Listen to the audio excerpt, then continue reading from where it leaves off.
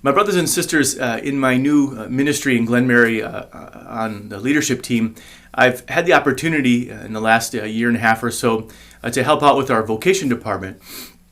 And one of the things that I think is so amazing in working with folks who are discerning the vocation, that is a vocation to the priesthood or to the religious brotherhood as a brother in Glenmary, is when you listen to these stories, you hear these mysterious and yet undeniable way in which God is intimately calling these young people to a vocation. You begin to see as they tell their story that in the beginning it was sort of something that they weren't quite sure of. They weren't quite sure how to make sense of it. And then it began to grow little by little. And then as you're talking to them, at least in their minds, it's almost apparent that God is truly calling them to be a priest or a brother in Glenmary. Now, of course, that's still, in one sense, only the beginning of the process, and it has to continue on throughout formation.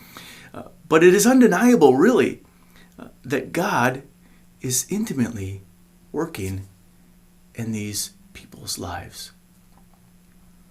We have a great example of this from our Judeo-Christian tradition from the first reading that we hear this weekend, and this is the calling of Samuel.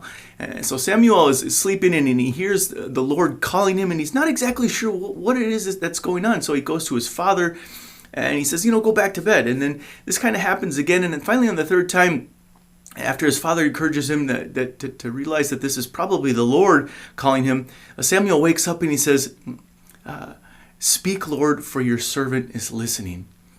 And it's a beautiful example of this intimate dance, if you will, between God and human beings, between divine freedom and human freedom, between that personal call which God is calling people to.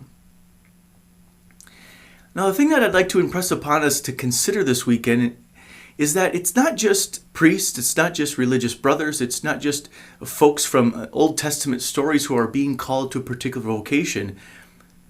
It is all of us.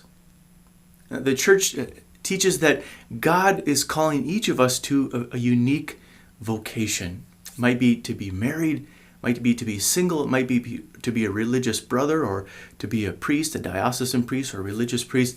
But no matter what, God is calling each of us, and God wants to enter into our lives in a very intimate way, to speak to us, to guide us, to help us know what it is that will fulfill the longing of our heart, how we are to follow God.